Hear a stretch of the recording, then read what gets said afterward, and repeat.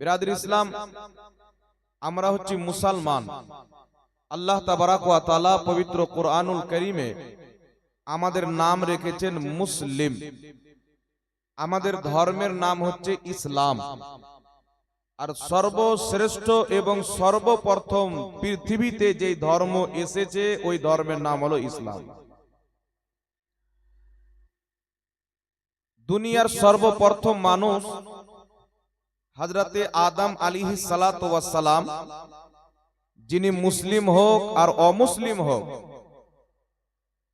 কুল কায়নাতে মানুষ থাকলে হলো প্রত্যেক মানুষের আদি পিতা হচ্ছেন হযরতে আদম আলাইহিস সালাম। আল্লাহ তাবারাক ওয়া তাআলা তিনাকে বিনা মায়ে বিনা বাবাতে নিজের কুদরতে তিনাকে সৃষ্টি করেছেন। আর আদম আলাইহিস সালাতু ওয়াস সালাম থেকেই সারা পৃথিবীতে মানুষের আবাদি ঘটেছে। আল্লাহ তাবারাক ওয়া তাআলা আদম আলাইহিস সালাতু ওয়াস সালামকে এই দুনিয়ার মাটিতে যখন পাঠিয়েছিলেন, পৃথিবীতে কোনো মানুষ ছিলেন না, একজন মানুষ, না তিনার বাবা আছেন না তিনার মা আছেন। আল্লাহ তাবারাক ওয়া তাআলা নিজের কুদরতে মাটি দিয়ে তিনাকে সৃষ্টি করেছেন। তিনি যখন দুনিয়াতে কদম রাখেন, তিনার পূর্বে কোনো মানুষ ছিল না। তো আমরা যদি সেই আদম আলাইহিস সালাতু ওয়াস সালামের ধর্মের ব্যাপারে জানতে যাই, তো আদম আলাইহিস সালাতু ওয়াস সালাম যে ধর্মকে মানতেন, তিনার যে ধর্ম ছিল ওই ধর্মের নাম হচ্ছে ইসলাম। জোরে বলুন সুবহানাল্লাহ। এই জন্য পৃথিবীর মুসলমান, দুনিয়াতে যত নবী রাসূল এসেছেন সকলের ধর্মের নাম ছিলেন ইসলাম, সবাই ছিলেন মুসলমান। নবী কাকে বলা হয়, রাসূল কাকে বলা হয়? নবী ওই মহান ব্যক্তিকে বলা হয় যিনি এসে তিনার পূর্বের নবীর শরীয়তকে আবার পুনরায় জিন্দা করে, তিনাকে নবী বলা হয়। আর রাসূল কাকে বলা হয়? যিনি এসে জিনার প্রতি আল্লাহ পাক নতুন ভাবে আসমানি কিতাব অবতীর্ণ করে আর সেই কিতাবকে তিনি প্রচার করে, সেই দিনকে প্রচার করে, তিনাকে রাসূল বলা হয়। তো পৃথিবীর মুসলমান, প্রত্যেক নবী এবং প্রত্যেক রাসূলের আকীদা ছিল যে আল্লাহ তাবারাক ওয়া তাআলা এক। প্রত্যেক ফেরেশতাদের আকীদা হলো আল্লাহ তাবারাক ওয়া তাআলা এক। এক কথায় যেইগুলো আকীদা আজকে ইসলাম ধর্মের মধ্যে রয়েছে, ওই প্রত্যেক আকীদা ছিল প্রত্যেক নবীর মধ্যে। উনাদের মাধ্যম থেকেই আমরা আকীদা পেয়েছি। তো প্রত্যেক নবী কি ছিলেন? মুসলমান ছিলেন। যদি কোনো ব্যক্তি বলে কোরআনুল কারীমে যতগুলো নবীর নাম এসেছে প্রত্যেক নবী ইহুদি ছিল, তাহলে সেই ব্যক্তি সঙ্গে সঙ্গে কাফির হয়ে যাবে, মুসলমান থাকবে। এই জন্য যে প্রত্যেক নবী মুসলমান ছিলেন, ইসলাম ধর্ম ছাড়া অন্য কোন ধর্মে আল্লাহ তাবারাক ওয়া তাআলা কোন নবী পাঠাননি। আল্লাহ তাবারাক ওয়া তাআলার মেহেরবানি যে আমাদের দিন, আমাদের ইসলাম, এটা নতুন নয়। এই ধর্ম তখনই এসেছে যখন পৃথিবীতে প্রথম মানুষ এসেছে। আজ থেকে 1450 বছর পূর্বে, এই বছরে 1500 বছর মিলাদুন নবী আমরা পালন করেছি। পৃথিবীর মুসলমান, আল্লাহ তাবারাক ওয়া তাআলা প্রত্যেক নবীকে মুসলমান বানিয়েছিলেন। তবে আজ থেকে 1500 বছর পূর্বে ইসলাম আসেনি। ইসলামের আখরি প্রফেট, আখরি পয়গম্বর, শেষ নবী আজ থেকে 1500 বছর পূর্বে মক্কার মাটিতে জন্মগ্রহণ করেছিলেন। তো ইসলামের বয়স 1500 বছর নয়, আমাদের নবী সাল্লাল্লাহু আলাইহি সাল্লামের দুনিয়াতে আগমনের বয়স হচ্ছে 1500 বছর। আল্লাহ পাকের শুকরিয়া আদায় করেন। আল্লাহ সুবহানাহু তাআলা পবিত্র কোরআন পাকে ইরশাদ করেন, ইন্নাদ দীনা ইনদাল্লাহিল ইসলাম, নিশ্চয় আল্লাহ তাবারাক ওয়া তাআলার নিকটে একমাত্র মনোনীত ধর্ম হলো ইসলাম। আল্লাহর মনোনীত ধর্ম হচ্ছে ইসলাম। যেই ব্যক্তি ইসলামকে ফলো করবে, যেই ব্যক্তি ইসলামের প্রতি কায়েম থাকবে, আল্লাহ তাবারাক ওয়া তাআলা তাদের মৃত্যুর পর, তাদের ইন্তিকালের পর তাদের জন্য আল্লাহ তাবারাক ওয়া তাআলা দুটি জায়গা সৃষ্টি করেছেন। একটি জায়গাকে জান্নাত বলা হয়, আর একটি জায়গাকে জাহান্নাম বলা হয়। যদি কোনো ব্যক্তি মুসলমান না হয়ে ভালো কাজ করে, নেকির কাজ করে, দান সাদকা করে, মানুষের সহযোগিতা করে, কিন্তু সেই ব্যক্তি যদি মুসলমান না হয় তার জন্য জান্নাতের দরজা খুলবে না। জান্নাতে যদি যেতে হয় সেই ব্যক্তিকে মুসলমান হতে হবে। আর আল্লাহ তাবারাক ওয়া তাআলা পবিত্র কোরআন পাকে এলান করে দিয়েছেন, তোমরা অতক্ষণ পর্যন্ত মরিও না যতক্ষণ পর্যন্ত তোমরা মুসলমান না হয়ে যাবে। আল্লাহ পাক মেসেজ দিয়েছেন যে তোমাদেরকে আমি মুসলমান বানিয়ে পাঠিয়েছি, মুসলমান হয়ে তোমরা আমার নিকটে এসো। এই জন্য পৃথিবীর মুসলমান আমার আপনার নবী সাল্লাল্লাহু আলাইহি ওয়াসাল্লাম বলেন, দুনিয়াতে যখন বাচ্চা জন্ম নেয়, সে যেই ধর্ম মান্যকারীর ব্যক্তি জন্ম নেয়, ইহুদির বাড়িতে হোক, নাসারার বাড়িতে হোক, হিন্দুর বাড়িতে হোক, বাচ্চা যখন জন্ম নেয় সেই বাচ্চা মুসলমান হয়ে জন্ম নেয়। এর একটি কারণ হচ্ছে আল্লাহ সুবহানাহু তাআলা রূহের জগতে, আত্মার জগতে সমস্ত মানব জাতির আত্মাকে একত্রিত করে আমার আল্লাহ জিজ্ঞাসা করেছিলেন, আমি কি তোমাদের রব নয়? সকলে উত্তরে বলেছিল, আল্লাহ অবশ্যই তুমি আমাদের রব। ওই আত্মার জগতে আল্লাহকে আল্লাহ মানার কারণে আত্মার জগতে মুসলমান হয়ে গেছেন, মায়ের পেটে এসেছেন, মুসলমান আছেন। যখন সেই জন্মগ্রহণ করে তো মুসলমান হয়েই জন্মগ্রহণ করে, বলে সুবহানাল্লাহ। এখানে একটা প্রশ্ন জাগে, যদি সেই বাচ্চা মুসলমান হয়ে জন্মগ্রহণ করে তাহলে সেই বাচ্চা যদি ইহুদির বাড়িতে হয় তার ধর্ম ইহুদি কেন হয়ে যায়? খ্রিস্টানের বাড়িতে জন্ম নেয় তো খ্রিস্টান কেন হয়ে যায়? হিন্দুর বাড়িতে জন্ম নিলে মন্দিরে পূজা করা কেন আরম্ভ করে?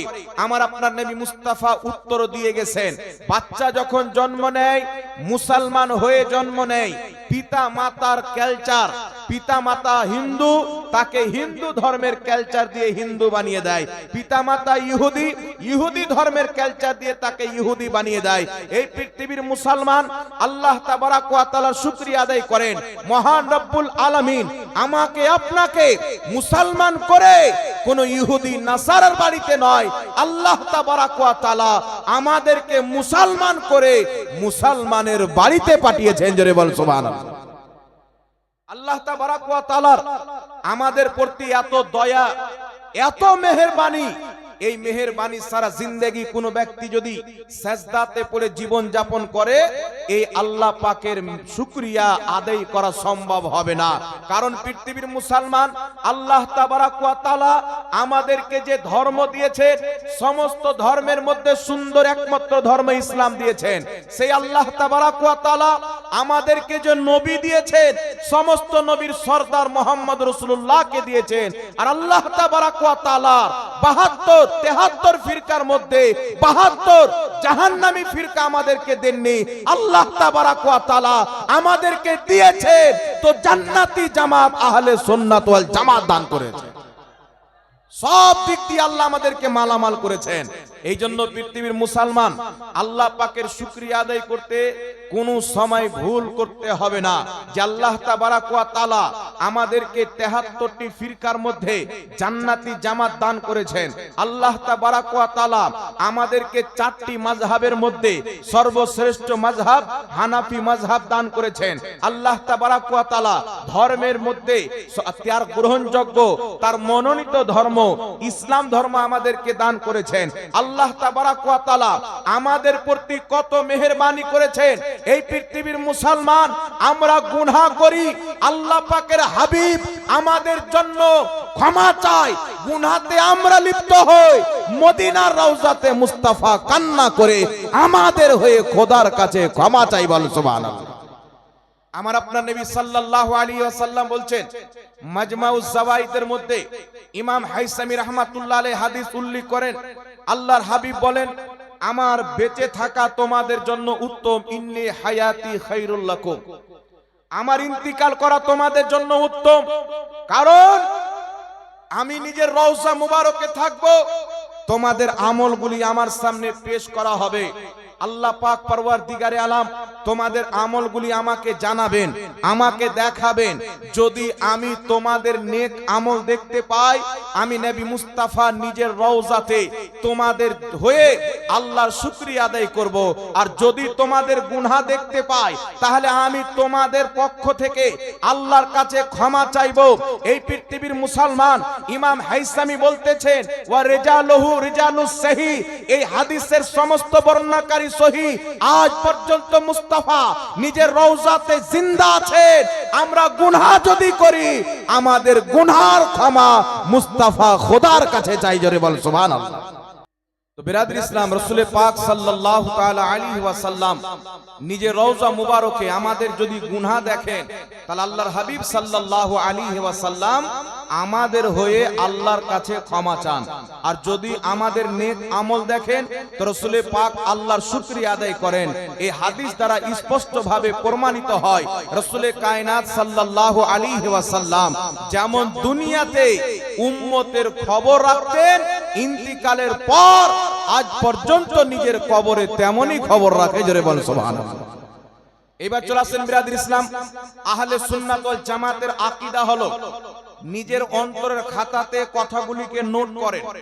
আহলে সুন্নাত ওয়াল জামাতের আকীদা হলো দয়ার নবী মুস্তাফা সাল্লাল্লাহু আলাইহি ওয়াসাল্লাম যেমন দুনিয়াবি হায়াতে জীবিত ছিলেন তেমনি নিজের কবরে সহ শরীরে জিন্দা আছেন। যেমন ইন্তিকালের পূর্বে নবী পাক সাল্লাল্লাহু আলাইহি সাল্লাম উম্মতের খবর রাখতেন, তাদের আমল সম্পর্কে জানতেন, তাদেরকে দেখতে পেতেন। ইন্তিকালের পর নবী মুস্তাফা আমাদের আমল সম্পর্কে জানেন এবং আমাদেরকে দেখতে পায়। এই জন্য রাসূল পাককে হাজির ও নাজির বলা হয়, সুবহানাল্লাহ। এবার আপনার সম্মুখে কয়েকটি হাদিস উপস্থাপন করি। পৃথিবীর মুসলমান আহলে সুন্নাত ওয়াল জামাতের আকীদা হচ্ছে যেমন ভাবে রাসূল পাক মক্কা মদিনাতে ছিলেন, সাহাবায়ে কেরাম মুসিবতে পড়ে নবী মুস্তাফার দরবারে যেতেন, আল্লাহর নবীর নিকটে আরজি পেশ করতেন, সাহাবায়ে কেরাম আরজি পেশ করতেন, আমার নবী তাদের হয়ে আল্লাহর কাছে তাদের মাগফিরাতের কামনা করতেন, আল্লাহ পাক সাহাবায়ে কেরামের গুনাহগুলিকে ক্ষমা করে দিতেন। তেমনি ভাবে আজ নবী মুস্তাফার ইন্তিকালের পর যদি কোনো ব্যক্তি রাসূলুল্লাহ সাল্লাল্লাহু আলাইহি ওয়াসাল্লামের ওসিলা দিয়ে নিজের গুনাহর ক্ষমা চায়, দোয়া করে, তো আল্লাহ তাবারাক ওয়া তাআলা তাকে সঙ্গে সঙ্গে ক্ষমা করে দেয়। এটা সহিহ হাদিস দ্বারা প্রমাণিত, বল সুবহানাল্লাহ। কয়েকটি দলিল আপনাকে দিয়ে দিই বাবা। আল্লাহ তাবারাক ওয়া তাআলা বলেছেন কুরআনুল কারীমের মধ্যে, যখন তোমরা জানের প্রতি জুলুম করবে তো আমার নবী সাল্লাল্লাহু আলাইহি ওয়াসাল্লামের নিকটে এসে তওবা করবে। যদি তোমাদের হয়ে আমার নবী আমার নিকটে ক্ষমা চায় তো আমি আল্লাহ তোমাদেরকে ক্ষমা করে দিব। এই জন্য পৃথিবীর মুসলমান সাহাবায়ে কেরাম যখনই গুনাহতে লিপ্ত হতেন আমার আপনার নবীর দরবারে উপস্থিত হয়ে যেতেন। এইবার কথা হচ্ছে যে আল্লাহর নবী জীবিত ছিলেন, সাহাবারা নবী মুস্তাফার দরবারে যেতেন, ক্ষমা চাইতেন, আল্লাহ পাক ক্ষমা করে দিতেন। তো নবীর ইন্তিকালের পর কি এই আয়াতে আমল করা যাবে? নবীর ইন্তিকালের পর কি রাসূলুল্লাহর দরবারে হাজির হয়ে দোয়া করা যাবে? পৃথিবীর মুসলমান আমার আপনার নবীর মত এবং হায়াতের মধ্যে কোনো তফাৎ নাই। আমার নবীর মত এবং হায়াতের মধ্যে কোনো তফাৎ নাই। আপনাকে কিছু লোক বলবে ওয়াহাবি মতের যে নবী জিন্দা ছিলেন, তিনার ওসিলা বৈধ ছিল, তিনার কাছে সাহায্য চাওয়া যেত, ইন্তিকালের পর তার নিকটে সাহায্য চাওয়া যাবে না। কিন্তু পৃথিবীর মুসলমান এটা ইসলামের আকীদা নয়, এটা ইংরেজদের দেওয়া আকীদা, এটা খ্রিস্টানদের দেওয়া আকীদা। ইসলামের আকীদা হচ্ছে, সাহাবায়ে কেরামের আকীদা হচ্ছে নবী যতদিন জমিনের উপরে ছিলেন তার কাছে সাহায্য চাওয়া বৈধ ছিল। আজ তিনি রওজাতে আছেন তবুও তিনার কাছে সাহায্য চাওয়া বৈধ আছে, জোরে বল সুবহানাল্লাহ। এই জন্য পৃথিবীর মুসলমান শুধু আজ নয়, কিয়ামতের ময়দানে রাসূলুল্লাহর নিকটে সাহায্য চাওয়ার জন্য সমস্ত উম্মত উপস্থিত হবে, ছুটে ছুটে নবী মুস্তাফার দরবারে যাবে। আমি আপনাকে কয়েকটি হাদিস দিয়ে দিই যে আল্লাহ তাবারাক ওয়া তাআলার হাবিব আমাদেরকে কি আকীদা দিয়েছেন, সাহাবায়ে কেরামের কি আকীদা ছিল। প্রথম মনে রাখবেন পৃথিবীর মুসলমান, আমরা আহলে সুন্নাত ওয়াল জামাতের আকীদা হচ্ছে নবী জিন্দা ছিলেন তবুও তিনার ওসিলা দিয়ে দোয়া করা জায়েজ ছিল, ইন্তিকাল করেছেন তবুও তিনার ওসিলা জায়েজ। কারণ ইন্তিকালের পর নবীগণ মরে যায় না, ইন্তিকালের পরেও নবীগণ নিজের রওজাতে জিন্দা থাকে। এবার চলে আসেন পৃথিবীর মুসলমান বিশ্ববিখ্যাত ইমাম কাসতালানী রাহমাতুল্লাহ আলাইহি মাওয়াহিবুল লাদুনিয়া কিতাবের মধ্যে লিখতেছেন যে নবীগণের মওত এবং হায়াতের মধ্যে কোনো তফাৎ নাই। নবী ইন্তিকাল করে গেছেন, তাই তিনার কাছে সাহায্য চাওয়া যাবে না। বলছেন এই কথাটা মূর্খ ব্যক্তি বলতে পারে, কোন শিক্ষিত লোক বলতে পারে না। ইমাম ইবনুল হাজ রাহমাতুল্লাহ আলাইহি আল মাদখাল কিতাবের মধ্যে লিখেছেন নবীর হায়াত এবং মওতের মধ্যে কোনো তফাৎ নাই। এই পৃথিবীর মুসলমান, নবী হাদিস শরীফে বলেছেন আমার হায়াতও তোমাদের জন্য উপকার, বেঁচে থাকা, আমার ইন্তিকাল করাও তোমাদের জন্য উপকার। নবী মুস্তাফা থেকে হাদিস এসেছেন আল্লাহর নবীর জ্ঞান যেমন দুনিয়াতে বেঁচে থাকা অবস্থায় ছিলেন, তেমন ইন্তিকালের পর কবরের জগতেও তেমন আছেন। এই জন্য পৃথিবীর মুসলমান ইমাম ইবনে কাসির রাহমাতুল্লাহ আলাইহি নিজের কিতাব তাফসিরে ইবনে কাসিরের মধ্যে একটি হাদিস উল্লেখ করেছেন। একজন সাহাবী নবী মুস্তাফার ইন্তিকালের 3 দিন পর মদিনা শরীফে উপস্থিত হয়েছেন। হাজির হওয়ার পর হযরতে আলীর সামনে উপস্থিত হয়েছেন। জিজ্ঞাসা করছেন ইয়া আলীউল মুর্তজা, নবী মুস্তাফা কোথায়? হযরতে আলী বলছেন তুমি কি জানো না আল্লাহর নবী 3 দিন পূর্বে ইন্তিকাল করেছেন? ওই সাহাবী যখন এই কথা শুনলেন চোখ দিয়ে পানি বেরিয়ে গেল। সাহাবী রাসূল বললেন নবী মুস্তাফার রওজা কোথায়? হযরতে আলী বললেন হযরতে আয়েশা সিদ্দিকার হুজরায়ে মুবারাকাতে। সেই সাহাবী দৌড় ছুটে গেলেন নবী মুস্তাফার রওজার দিকে, এক পাও দু পাও করে আগিয়ে গিয়ে আমার আপনার নবীর দরবারে উপস্থিত হয়েছেন। নবীর কবরের পাশে দাঁড়িয়ে সেই সাহাবী আরজি পেশ করছেন ইয়া রাসূলুল্লাহ, ইয়া হাবিবাল্লাহ, আল্লাহ তাবারাক ওয়া তাআলা বলেছেন যখন তোমরা মুসিবতে পড়বে, জানের প্রতি জুলুম করবে, আমার মুস্তাফার দরবারে চলে আসবে, আমার নবীর দরবার এসে নিজের জানের প্রতি জুলুম করার ক্ষমা চাইবে, আমি খোদা তোমাকে ক্ষমা করে দিব। ইয়া রাসূলুল্লাহ, আমি আমার জানের প্রতি জুলুম করেছি, অতক্ষণ পর্যন্ত আপনার রওজা থেকে যাব না যতক্ষণ পর্যন্ত আমাকে ক্ষমা না করে দেওয়া হবে। হযরতে আলীউল মুর্তজা মাওলায়ে কায়নাত রাদিয়াল্লাহু তাআলা আনহু বলতেছেন ওই সাহাবী রাসূলুল্লাহ সাল্লাল্লাহু আলাইহি ওয়াসাল্লামের কবরের মাটি নিয়ে নিজের মাথার উপরে ঢালতে আরম্ভ করেছেন আর বলতেছেন ইয়া রাসূলুল্লাহ, আমাকে যদি ক্ষমা না করা হয় আমি এখান থেকে যাব না। হযরতে আলী বলতেছেন আমি শুনতেছিলাম নবী মুস্তাফার রওজার ভিতর থেকে একটি আওয়াজ আসলো। হযরতে আলী বলতেছেন মুস্তাফার কবরের ভিতর থেকে আওয়াজ আসলো, এই আমার সাহাবী যাও, আল্লাহ তোমাকে ক্ষমা করে দিয়েছে, তুমি যাও, আল্লাহ তোমাকে ক্ষমা করে দিয়েছে। নবী মুস্তাফার রওজা থেকে আওয়াজ আসলো। এই জন্য পৃথিবীর মুসলমান সাহাবায়ে কেরামের কি আকীদা ছিল? নবী মরে গেছেন তো শেষ হয়ে গেছে, এই আকীদা সাহাবায়ে কেরামের ছিল না। সাহাবীদের আকীদা ছিল যেমন জীবিত অবস্থায় মুস্তাফা জানের রহমতের দরবারে বিগড়ি বানানো হতো, ইন্তিকালের পরও মুস্তাফা জানের রহমত উম্মতের বিগড়ি বানাতে পারে। জোরে বল সুবহানাল্লাহ। এইবার চলে আসেন বিরাদর ইসলাম, একটি আর আপনাকে হাদিস শুনিয়ে দিই। আহলে সুন্নাত ওয়াল জামাতের আকীদা নবী ওলিদের ওসিলা জায়েজ ইন্তিকালের পরেও। ওয়াহাবি মতবাদের লোক বর্তমানে একটি দল বেরিয়েছে, তারা নিজের নাম দিয়েছে আহলে হাদিস। মানুষ শুনলে মনে হবে যে এরা মনে হয় সবচাইতে বেশি হাদিস মানে, নামটাই আহলে হাদিস। কিন্তু পৃথিবীর মুসলমান যদি তাদেরকে জিজ্ঞাসা করে যে আমার নবী কি বলেছে যে আহলে হাদিস দল তৈরি করো, আহলে হাদিস জান্নাতে যাবে, তখন তারা বলবে ইমাম মালিক বলেছেন যে আহলে হাদিস জান্নাতে যাবে। তারা ইমাম মানে না, কিন্তু জান্নাতি প্রমাণ করার জন্য ইমাম মালিকের কওল উল্লেখ করে। ইমাম নববী রাহমাতুল্লাহ আলাইহি শত শত বছর পূর্বে তাদের জবানে তালা লাগিয়ে দিয়েছেন যে ইমাম মালিক বলেছেন আহলে হাদিস জান্নাতে যাবে। ওই আহলে হাদিস থেকে কারা? ইমাম মালিক বলছেন আহলে সুন্নাত ওয়াল জামাতরা জান্নাতে। ইমাম মালিক সুন্নিদেরকে জান্নাতি বলেছেন, ওয়াহাবি মতের লোককে নয়। এইজন্য পৃথিবীর মুসলমান এই ভারতবর্ষের মাটিতে যখন ইংরেজদের হুকুমত ছিল, আজ থেকে কম বেশি 80 বছর পূর্বে চলে যান, ইংরেজদের যখন হুকুমত ছিল, পাঞ্জাবের গভর্নরের নিকটে গিয়ে আহলে হাদিস মৌলবীরা তাদের হাত পাও দাবিয়ে বলেছিল আমাদের ওয়াহাবি নামটা চেঞ্জ করে একটা নতুন নাম দিয়ে দাও, আহলে হাদিস নামটা করে দাও। ওই ইংরেজরা বলেছিল আজ থেকে তোমাদের নাম আহলে হাদিস করে দিলাম। এই পৃথিবীর মুসলমান যেই দলের নাম ইংরেজরা দিয়েছে, যেই দলের নাম ইংরেজরা রেখেছে, সেই দল কি করে জান্নাতি হতে পারে? জান্নাতি সেই দল হবে যেই দলের নাম মুস্তাফা দিয়েছেন, মুস্তাফার সাহাবী দিয়েছেন। জোরে বল সুবহানাল্লাহ।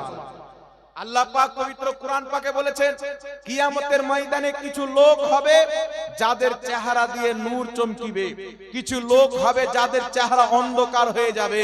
পৃথিবীর মুসলমান ইমাম জালালউদ্দিন সিউতি রাহমাতুল্লাহ আলাইহি তাফসিরে দুররে মানসুরের মধ্যে তিনজন সাহাবীর কল নকল করেছেন। তিনজন সাহাবী বর্ণনা করেছেন যাদের চেহারা দিয়ে নূর চমকিবে তারা হবে আহলে সুন্নাত ওয়াল জামাত, আর যাদের চেহারা কালো হয়ে যাবে তারা 72 জাহান্নামী ফিরকা হবে। তো সাহাবায়ে কেরামের আকীদা ছিল যে জান্নাতে যারা যাবে তারা হবে আহলে সুন্নাত ওয়াল জামাত। জোরে বল সুবহানাল্লাহ। এইজন্য পৃথিবীর মুসলমান আমরা নবী ওলিদের ওসিলা ইন্তিকালের পরেও তলব করি, তাদের রওজাতে গিয়ে দোয়া করি। তো আমাদের প্রতি শিরকের ফতোয়া লাগায়, কবর পূজারি বলে ফতোয়া লাগায়, কিন্তু আজ পর্যন্ত কোন ওয়াহাবি মৌলবীর হিম্মত হলো না যে আমাদের সামনে বসে আমাদেরকে মুশরিক প্রমাণ করবে, আমাদের কোন আমলকে ভুল প্রমাণ করবে, আমাদের কোন আকীদাকে শিরক প্রমাণ করবে। খোদার ইজ্জতের কসম খেয়ে বলি কিয়ামতের পূর্বে সূর্য পশ্চিম দিকে উদিত হবে, কিন্তু আহলে সুন্নাত ওয়াল জামাতের কোন একটি আকীদাকে কেউ ভুল প্রমাণ করতে পারেনি, কিয়ামতের সকাল পর্যন্ত পারবে না মুসলমান। হাজারো মুনাজিরা হয়েছে, পাকিস্তানের মাটিতে হয়েছে, বাংলাদেশের মাটিতে হয়েছে, হিন্দুস্তানের মাটিতে হয়েছে। এমন কোন ইতিহাসের পাতাতে লেখা নাই যে সুন্নি জামাতকে কেউ হারাতে পেরেছে। হ্যাঁ, তবে তারা বেঈমানি করে হাদিস কোরআনকে চুরি করে মানুষকে তারা গুমরাহ করতে সক্ষম হয়েছে। তারা মুসনাদে হুমায়দি থেকে নবী মুস্তাফার হাদিসের শব্দকে হটিয়ে দিয়েছে, তারা মুসনাদে আবি আওয়ামা থেকে নবীর হাদিসের শব্দকে হটিয়ে দিয়েছে, তারা বুখারীকে চেঞ্জ করতে চেয়েছে, মুসলিমকে চেঞ্জ করতে চেয়েছে, বাংলা অনুবাদ করতে গিয়ে হাদিসের ব্যাখ্যা ভুল করেছে, অনুবাদ ভুল করেছে, কোরআন পাকের তরজমা করতে গিয়ে অনুবাদ ভুল করেছে। কিন্তু পৃথিবীর মুসলমান তাদের সমস্ত তরজমার জবাবে আমার আলা হযরত একটি তরজমা লিখেছেন, যে কিতাবটির নাম হলো কানজুল ঈমান। আজ পর্যন্ত পৃথিবীতে এই কানজুল ঈমানের মধ্যে কোন ব্যক্তি একটা অক্ষর পর্যন্ত ভুল প্রমাণ করতে পারে। আমাদের তরজমা কানজুল ঈমানকে মিশরের মাটি কম বেশি 1200 বছর পুরাতন মাদ্রাসা জামে আজহারে পেশ করা হলো। আলা হযরতের লেখা তরজমা পড়ার পর মিশরের বিজ্ঞ আলিমরা বলেছিল যদি পবিত্র কোরআন উর্দু ভাষাতে অবতীর্ণ হতো তো ইমাম আহমদ রাজা যে কানজুল ঈমান লিখেছে হুবাহু সেই রকম নাজিল হতো। এইজন্য পৃথিবীর মুসলমান আহলে সুন্নাত ওয়াল জামাতকে বদনাম করার জন্য, মিটানোর জন্য তারা ছক করেছে। সোশ্যাল মিডিয়ার মাধ্যমে দেখবেন অনেক রকম ঘুমটাওয়ালা মৌলবি বেরিয়েছে, আর মোচ আর দাড়ি যদি না থাকে তো চিনা মুশকিল যে পুরুষ না মহিলা বসে আছে। এইরকম মৌলবি মার্কেটে বেরিয়েছে। তারা সোশ্যাল মিডিয়ার মাধ্যমে এসে হানাফি মাযহাবের প্রতি আঙ্গুল তুলে, আহলে সুন্নাত ওয়াল জামাতের প্রতি আঙ্গুল তুলে, আর তারা দাবি করে যে আহলে হাদিসদের কোন একটি আমল কেউ যদি সহিহ হাদিসের বিপক্ষে প্রমাণ করতে পারে, এমন একটা আমল দেখাতে পারে যেটা সহিহ হাদিস দ্বারা প্রমাণিত নয়, তাহলে আহলে হাদিস ত্যাগ করে দিব। আমি আজ থেকে চ্যালেঞ্জ করতে চাই সোশ্যাল মিডিয়ার মাধ্যমে পৃথিবীর মুসলমান বুকের উপরে হাত বাঁধার কোন পৃথিবীতে একটা আহলে হাদিস যদি একটা সহিহ হাদিস দেখাতে পারে আমি তার গোলামি করতে প্রস্তুত আছি। জানাজার নামাজ আমরা পাঠ করি, মাইয়াতের জন্য নামাজের মধ্যে দোয়া করি, কিন্তু তারা জানাজার নামাজ পাঠ করলে তারা সূরা ফাতিহা পাঠ করে কি করে না? আমার নবী মুস্তাফা জানাজাতে সূরা ফাতিহা পাঠ করেছেন। এই মর্মে কিয়ামতের সকাল পর্যন্ত কোন ওয়াহাবি একটা সহিহ হাদিস দেখাতে পারে না মুসলমান। শুধু তাই নয়, পৃথিবীর মুসলমান আমরা ঈদের নামাজ পড়ি 6 তাকবীরে। কত তাকবীরে পড়ি বাবা? ঈদের নামাজে 6 তাকবীরে নামাজ পড়ি না? আমরা নামাজ পড়ি 6 তাকবীরে, তারা ঈদের নামাজে তাকবীর দেয় 12 তাকবীর। তারা 12 তাকবীরে পড়ে, আমরা 6 তাকবীরে পড়ি। বাংলাদেশে কিছু আমেরিকান গাঁজাখোর মোল্লা বেরিয়েছে, টুপিওয়ালা শয়তান। এরা বলতে চায় 6 তাকবীরে ঈদের নামাজের কোনো সহি হাদিস নাই। আমার বেঁচে থাকা পর্যন্ত সারা পৃথিবীর লামাযহাবিকে চ্যালেঞ্জ করলাম, তাদের যেইগুলো সোশ্যাল মিডিয়াতে ভাইরাল হয়েছে, আমি তাদেরকে বলতে চাই 6 তাকবীরে ঈদের নামাজ আমার নবী পড়েছেন, সাহাবা পড়েছেন। যদি সহি হাদিস দ্বারা প্রমাণ না করতে পারি, বাংলার মাটিতে মুখ দেখাবো না। আর আমরা এটাও প্রমাণ করব যে 6 তাকবীরে ঈদের নামাজ আমার নবী থেকে কোনো সহি হাদিসে বর্ণিত হয়নি। মুসলমান 6 তাকবীরে নবী ঈদের নামাজ পড়েছেন, এই মর্মে পৃথিবীর কোন কিতাবে সহি হাদিস নাই। তবে 12 তাকবীরে নবী নামাজ পড়েছেন, নবী থেকেও সহি হাদিস আছে, সাহাবা থেকেও সহি হাদিস আছে। জানাজার নামাজে সূরা ফাতিহা নবী পাঠ করেছেন, এই মর্মে কোনো সহি হাদিস নাই। নামাজে বুকে নবী হাত বেঁধেছেন, এই মর্মে কোনো সহি হাদিস নয়। তা আমরা যখন বেতর নামাজ পড়ি, বেতরে আমরা দুআয়ে কুনুত পাঠ করি, তারাও দুআয়ে কুনুত পাঠ করে। তারা দুআয়ে কুনুতের টাইমে হাত তুলে দোয়া করে, করে কি করে না? হাত তুলে তারা দোয়া করে।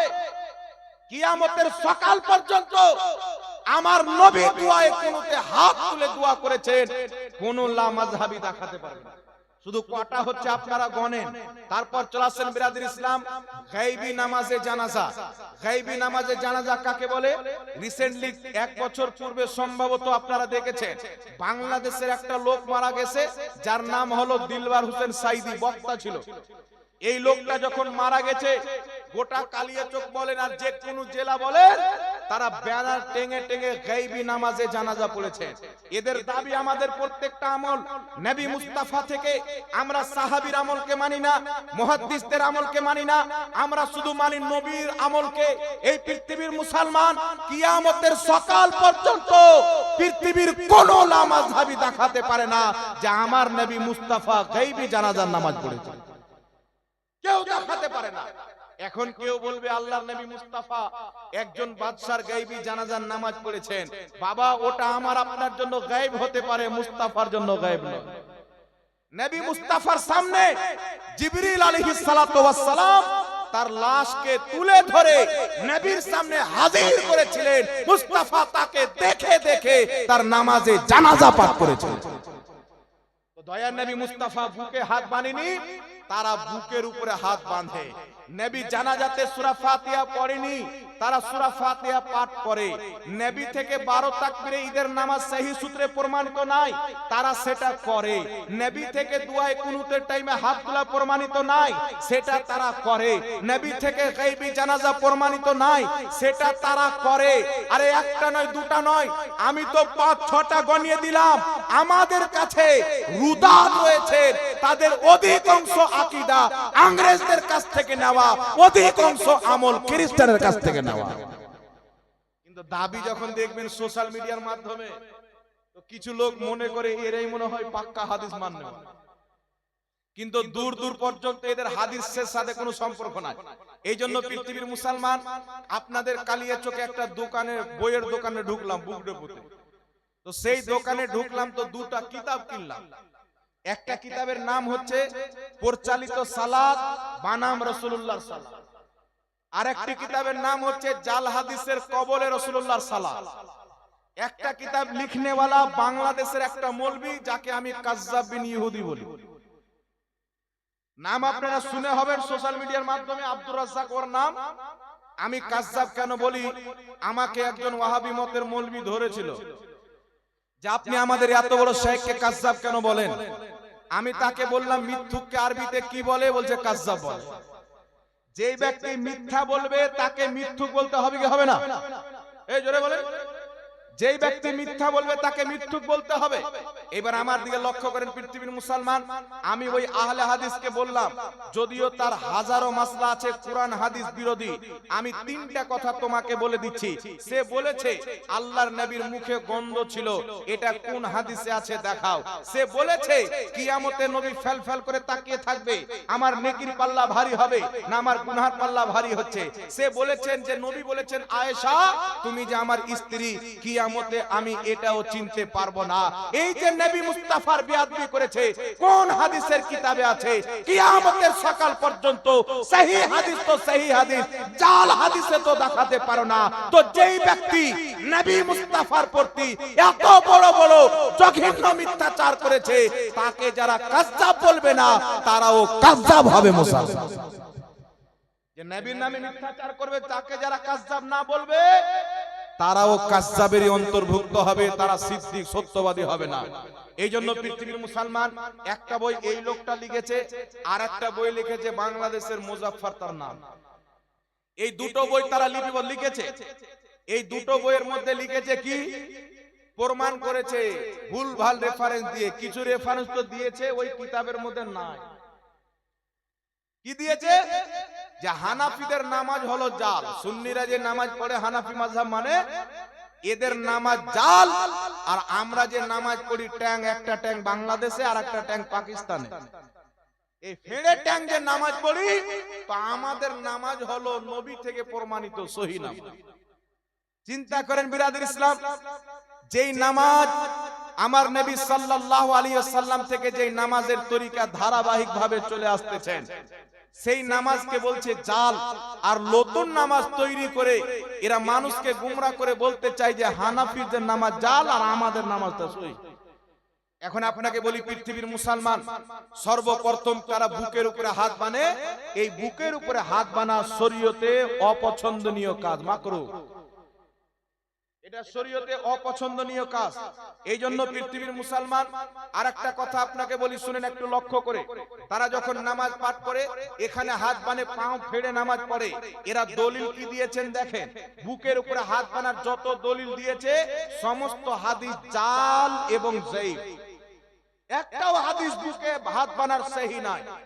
কিন্তু টেনে কিকড়ে মিথ্যা বলে, মিথ্যা ইমামদের নামে রেফারেন্স দিয়ে নিচে লিখে দিয়েছেন হাদিসটা সহি।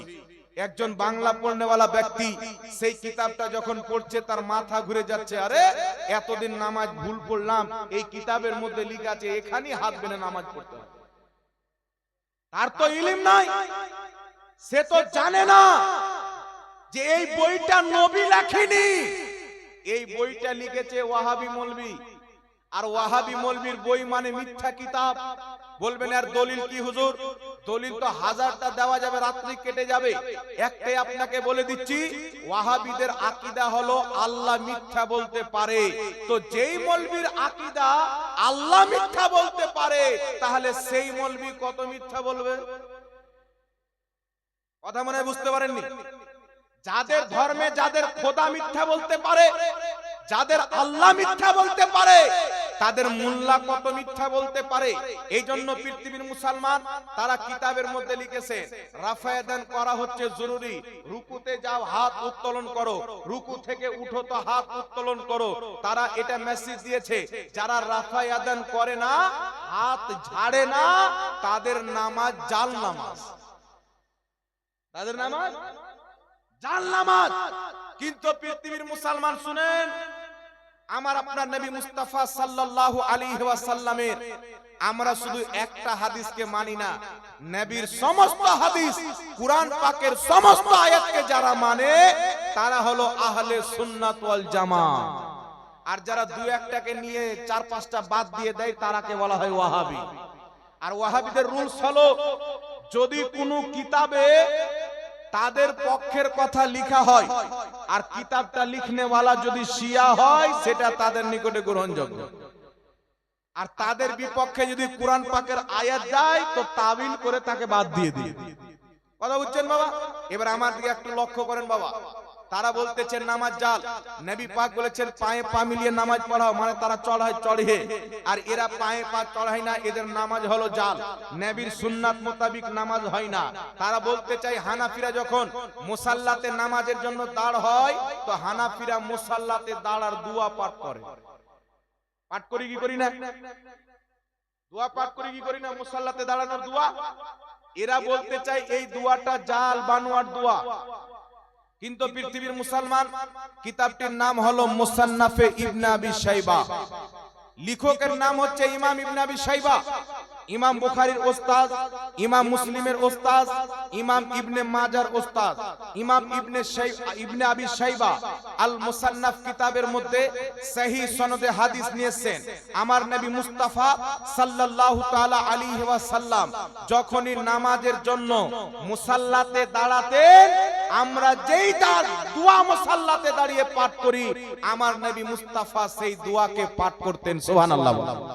ইন্নী ওয়াজহাতু ওয়াজহিয়া লিল্লাযী ফাতারাস সামাওয়াতি, এই যে দোয়াটা আমরা পাঠ করি, এই দোয়াটা নবী মুস্তাফা মুসাল্লাতে নামাজের জন্য দাঁড়াতেন, এই দোয়াটা নবী মুস্তাফা পাঠ করতেন। কোন কিতাবের মধ্যে আছে?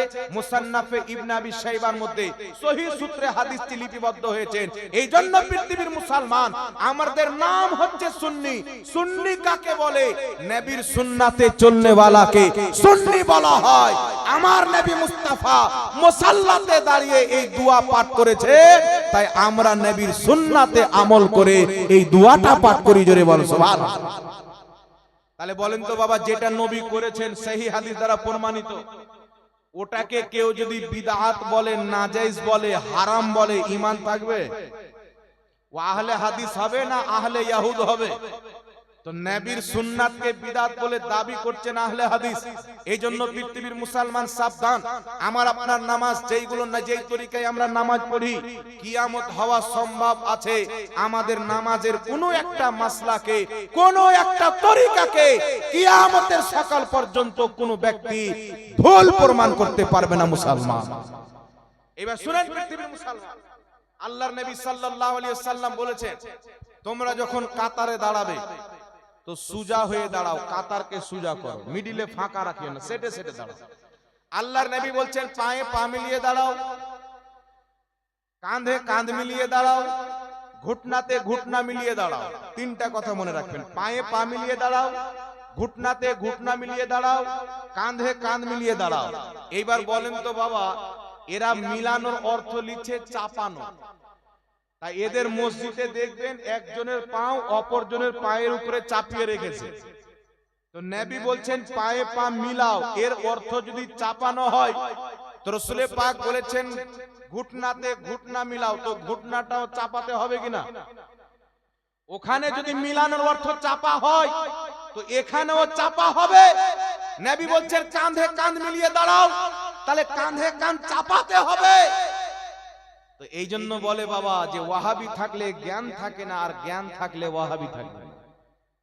চিন্তা করেন, পায়ে পা মিলিয়ে দাঁড়াও, পাও চাপিয়ে দিল, কিন্তু ঘাড়ে ঘাড় মিলাও তো ঘাড় চাপাচ্ছে না, ঘুটনাতে ঘুটনা মিলাও তো ঘুটনা চাপাচ্ছে না।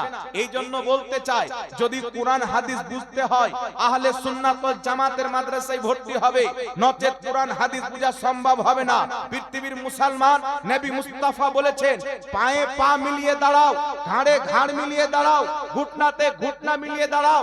এর অর্থ হচ্ছে যে সবারই পাও যেন সমান সমান থাকে, একজনের কালিয়া চোখে আর একজনের মুর্শিদাবাদে না থাকে। কথা বুঝতে পারছেন? কাতারটা সুজা করার উদ্দেশ্য হচ্ছে আমার ঘাড় পিছে হয়ে গেল, একজনের আগা দিয়ে হয়ে গেল, তার কাতারটা কি সুজা হবে?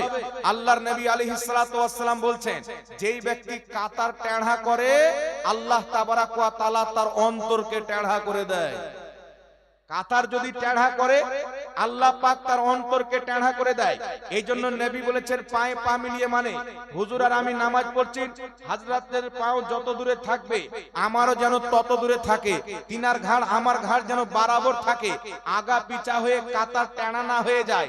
আর এই মূর্খ জাহিল অর্থ কি করছে, যে পায়ে পা চড়াও। কিয়ামতের সকাল পর্যন্ত একটা হাদিস দেখাতে পারে না যে আমার নবী মুস্তাফা বলেছেন যে তোমরা পায়ে পা চাপিয়ে নামাজ পড়ো। নবী পাক কি বলেছেন? মিশকাতুল মাসাবির মধ্যে হাদিস এসেছে, আল্লাহর নবী মুস্তাফা সাল্লাল্লাহু আলাইহি ওয়াসাল্লাম বলছেন, কি বলতেছেন, যদি কোনো ব্যক্তির শরীরে বা পায়ে তোমার পাও যদি লেগে যায় তাহলে তাকে সালাম করো। কি করো? আমি চলছি, চলতে চলতে আপনার পায়ে পা লেগে গেল, আপনাকে সালাম করতে হবে। আর নিজে মনে কি আপনাকে পা লাগিয়ে দিলাম, এটা নাজায়েজ আছে। তাহলে চিন্তা করেন মুসলমান, যেই জিনিসটা নামাজের বাইরে নাজায়েজ গুনার কাজ, ওটা নামাজের মধ্যে ইবাদত কি করে হবে? ওটা কি ইবাদত হতে পারে? তারা বাপ থাকলেও চাপিয়ে দিল, মুহাদ্দিস থাকলেও চাপিয়ে দিল, আপনার দাদা থাকলেও চাপিয়ে দিল। এই জন্য পৃথিবীর মুসলমান হাদিসের অপব্যাখ্যা করে ইংরেজদের দালাল হওয়ার জন্য, আর আমরা নবীর হাদিসে আমল করি মুস্তাফার ওয়াফাদার হওয়ার জন্য। বলছেন ইমাম ইবনে হাজার আসকালানী রাহমাতুল্লাহ আলাইহি বুখারী শরীফের শরহ ফাতহুল বারীর মধ্যে লিপিবদ্ধ করেছেন।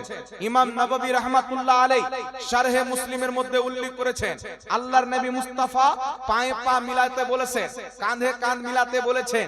এর অর্থ হচ্ছে কাতার সুজা করতে বলেছেন, চাপাতে বলেননি। মুহাদ্দিস এই ব্যাখ্যা করেছেন। তো আমরা হাদিস বুঝবো ওইভাবে যেইভাবে মুহাদ্দিসিনে কেরাম বুঝেছেন, ঠিক না বেটি? এবার আগে চলেন, পৃথিবীর মুসলমান আমরা নামাজের মধ্যে হাত কেন তুলি না? যারা হাত তোলাকে ফরজ মনে করে এদের নামাজ বাতিল। হাত তোলাকে ফরজ মনে করলো মানে যেটাকে আল্লাহ ফরজ করেনি, রাসূলুল্লাহ ফরজ করেনি, সেটাকে ফরজ বানিয়ে নেওয়া হচ্ছে বিদআত। তো রাফায়েদানকে ফরজ মনে করা আর রাফায়েদান না করলে নামাজ হবে না, এই মনে করে রাফায়েদান করা হচ্ছে বিদআত। ফরজ মনে করা বিদআত। এই জন্য পৃথিবীর মুসলমান কোন কোন মুহাদ্দিসের নিকটে রাফায়াদান করা হচ্ছে মুস্তাহাব, মুস্তাহাবকে ফরজ মনে করলে বিদআত হবে। তবে পৃথিবীর মুসলমান যারা বারবার হাতকে তুলে আহলে হাদিস, তাদের সবচাইতে বড় ইমাম ইবনে তাইমিয়া মাজমুয়া ফাতাওয়ার মধ্যে লিখতেছেন যে নামাজে প্রত্যেকবার হাত উঠানো বা না উঠানো, রুকুতে উঠানো, সাজদাতে উঠানো, বিভিন্ন রকম হাদিস রয়েছে। তবে তাকবীরে তাহরিমা ব্যতীত অন্য কোথাও হাত উত্তোলন করা সুন্নাত নয়। শুধু তাকবীরে তাহরিমাতে হাত উঠানো সুন্নাত, বাকি অন্য কোথাও হাত উঠানো সুন্নাত নয়। এটা ইবনে তাইমিয়া নিজের কিতাবে লিখেছে, যারা হাত উঠাকে ফরজ মনে করে। মানে বাবা লিখছে কিছু আর বেটা বয়ান করছে কিছু, মানে দোগলা যাকে বলা। তাহলে চিন্তা করেন বাবা, আমরা কেন রাফায়েদান করি না? যদি বুখারী শরীফ খোলা হয়, সহিহ মুসলিম খোলা হয়, হযরতে আব্দুল্লাহ ইবনে উমর রাদিয়াল্লাহু তাআলা আনহু থেকে বর্ণিত, তিনি বলতেছেন দয়ার নবী মুস্তাফা সাল্লাল্লাহু আলাইহি ওয়াসাল্লাম যখন নামাজ শুরু করতেন তখন তিনি হাতকে উত্তোলন করতেন, যখন রুকুতে যাওয়ার ইচ্ছা করতেন তখন হাতকে উত্তোলন করতেন, যখন রুকু থেকে উঠতেন তখনও তিনি হাতকে উত্তোলন করতেন। বুখারীতে সহিহ হাদিস, সহিহ মুসলিমের মধ্যে সহিহ হাদিস। কিন্তু আমরা এই হাদিসে আমল কেন করি না? এখানে উলামায়ে কেরাম বসে আছেন, কালিয়া চোখে আলিম উলমার অভাব নাই।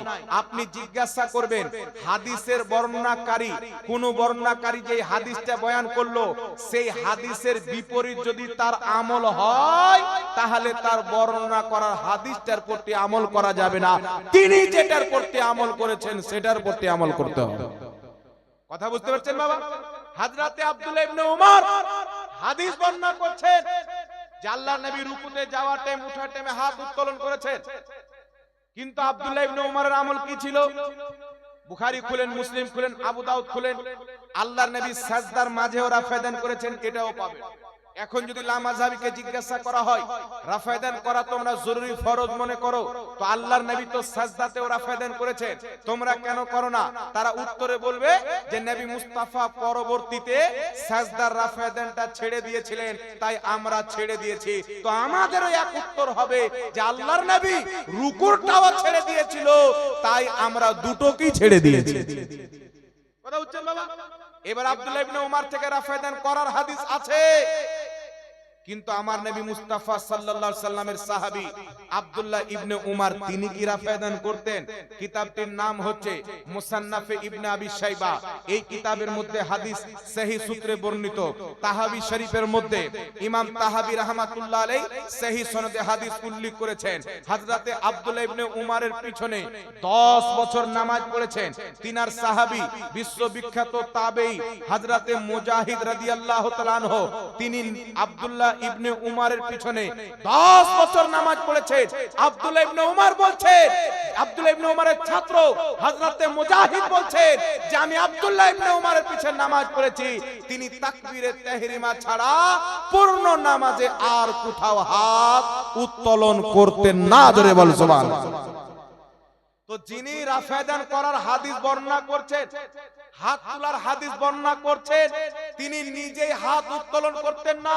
আর আহলে হাদিসদের ইমাম জুবের আলী সেই নিজের কিতাবে লিখেছেন যে বর্ণনাকারীর আমল যদি তার বর্ণনা করা হাদিসের বিপরীত হয়, তাহলে তার বর্ণনা করা হাদিস দিয়ে দলিল দেওয়া বৈধ হবে না। তো বুঝা গেল আব্দুল্লাহ ইবনে উমরের হাদিস বুখারী মুসলিমে এসেছে, এটা দিয়ে দলিল দেওয়া যাবে না, কারণ তিনি নিজেই রফায়ে দান করতেন না। জোরে বল সুবহানাল্লাহ। এবার আমার আপনার নবী কি করে নামাজ পড়তেন? এই পৃথিবীর মুসলমান নবী মুস্তাফার চারজন খলিফা, আবু বকর সিদ্দিক রাদিয়াল্লাহু তাআলা আনহু, উমর ফারুক রাদিয়াল্লাহু তাআলা আনহু, উসমান গনি রাদিয়াল্লাহু তাআলা আনহু, মাওলা আলী রাদিয়াল্লাহু তাআলা আনহু, নবী পাকের চারজন খলিফা জিনাদের ব্যাপারে নবী মুস্তাফা বলেছেন, আলাইকুম বিসুন্নতি ওয়া সুন্নাতি খুলফায়ে রাশিদিন আল মাহদিয়িন। নবী বলছেন আমার সুন্নাত, আমার খলিফাদের সুন্নাত তোমরা আঁকড়ে ধরে রাখবে। পৃথিবীর মুসলমান নবী পাকের চার খলিফা কোনদিন রাফায়ে দান করেননি। আবু বকর সিদ্দিক রাফায়ে দান করতেন না, উমর ফারুক রাফায়ে দান করতেন না, উসমান গনি রাফায়ে দান করতেন না, মাওলা আলী রাফায়ে দান করতেন না। আর ইমাম বদরুদ্দিন আইনি রাহমাতুল্লাহ আলাইহি উমদাতুল কারির মধ্যে লিখতেছে, যেই 10 জন সাহাবীকে আমার আপনার নবী জান্নাতের সার্টিফিকেট দান করেছেন, যাকে আশরায়ে মুবাশশারা বলা হয়, ওই 10 জন সাহাবী নামাজে রাফায়ে দান করতেন না। যেমন হানফিরা নামাজ পড়ে, 10 জন জান্নাত সাহাবী তেমন ভাবে নামাজ পড়তেন। চারজন খলিফা যেমন নামাজ পড়তেন আমরা সেই মতনই পড়ি। 10 জন জান্নাতি সাহাবী যেমন ভাবে নামাজ পড়তেন তেমন আমরাও পড়ি। মাজমা জাওয়াইদে ইমাম হাইসামি উল্লেখ করেছেন, ইমাম নিওয়ামি আসারুস সুনান কিতাবে উল্লেখ করেছেন যে হযরতে আলীর ছাত্রগণ, আব্দুল্লাহ ইবনে উমরের ছাত্রগণ, এরা কেউ রাফায়ে দান করতেন না, শত শত সাহাবী রাফায়ে দান করতেন না। তাহলে বলেন তো বাবা, কোন লামাযহাবীর হিম্মত আছে যে বলবে যে আবু বকর সিদ্দিকের নামাজ বাতিল, জাল নামাজ? হিম্মত আছে?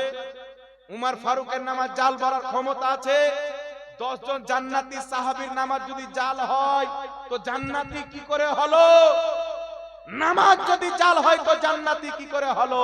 আরে 10 জন জান্নাতি সাহাবী নবীর খলিফা সহ যারা রাফায়ে দান করতেন না, যেইভাবে নামাজ পড়ে জান্নাতে গিয়েছেন, আমরা যদি সেইভাবে নামাজ পড়ি তো আমরাও জান্নাতে যাব। জোরে বল সুবহানাল্লাহ।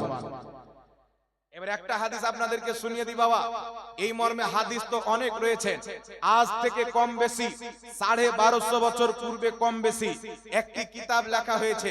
লেখকের নাম ইমাম ইবনে হারিস আল খাসনি রাহমাতুল্লাহ আলাইহি। কিতাবটির নাম হচ্ছে আখবারুল ফুকাহা ওয়াল মুহাদ্দিসিন।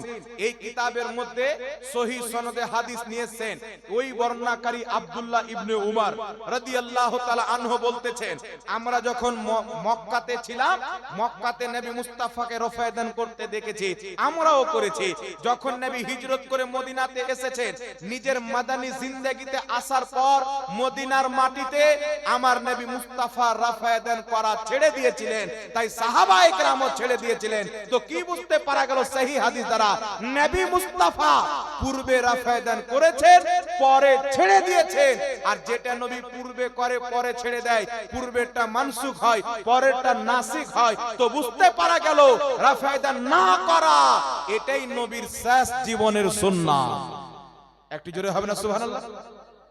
এবার আরেকটা কথা শুনেন বাবা। মুসনাদে হুমায়দি একটি হাদিসের কিতাব, লেখকের নাম হচ্ছে ইমাম হুমায়দি। ইমাম বুখারী রাহমাতুল্লাহ আলাইহি বুখারী শরীফের মধ্যে প্রথম যে হাদিস নিয়ে এসেছে ইন্নামাল আমালু বিন্নিয়াত, ইমাম হুমায়দি থেকে নিয়ে এসেছে। ইমাম হুমায়দি হচ্ছেন ইমাম বুখারীর ওস্তাদ। এই ইমাম হুমায়দি মুসনাদে হুমায়দির মধ্যে টানাটান সহিহ সূত্রে একবারে আসাহুল আসানি, মানে সহিহ সহিহ সূত্রে হাদিস নিয়েছেন। আব্দুল্লাহ ইবনে উমর রাদিয়াল্লাহু তাআলা আনহু বলতেছেন, দেখেন বাবা, ইমাম বুখারীর কিতাবে আব্দুল্লাহ ইবনে উমর বলছেন নবী রাফায়ে দান করেছেন, আর ইমাম বুখারীর ওস্তাদের কিতাব মুসনাদে হুমায়দিতে আব্দুল্লাহ ইবনে উমর বলছেন নবী তাকবীরে তাহরিমা ছাড়া পূর্ণ নামাজে আর কোথাও হাত উত্তোলন করেনি। জোরে বল সুবহানাল্লাহ। হাদিসের সনদ সহিহ। তাহলে আমরা যে নামাজে রাফায়ে দান করি না, তো আমাদের নামাজ যদি জাল হয়, তাহলে নবী যেইগুলি নামাজে রাফায়ে দান করেননি, নবীর নামাজকে জাল বলা হলো কি হলো না? হানাফিদের নামাজকে জাল বলা মানে মুস্তাফার নামাজকে জাল বলা, চার খলিফার নামাজকে জাল বলা।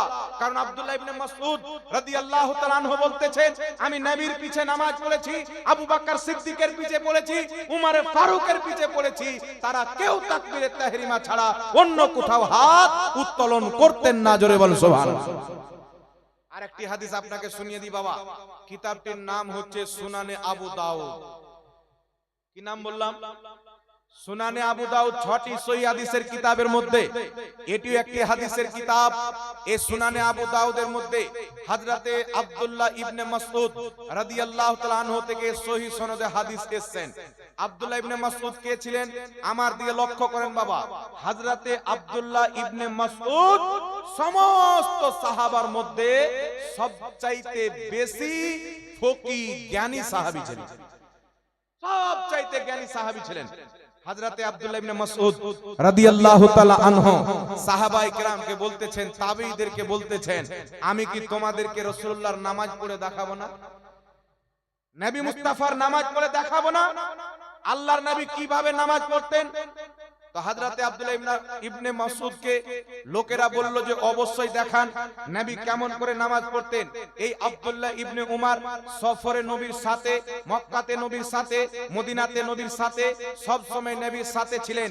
রাসূল পাক বলেছিলেন, আব্দুল্লাহ ইবনে মাসউদ আমারই ঘরের লোক, আমার ফ্যামিলির লোক।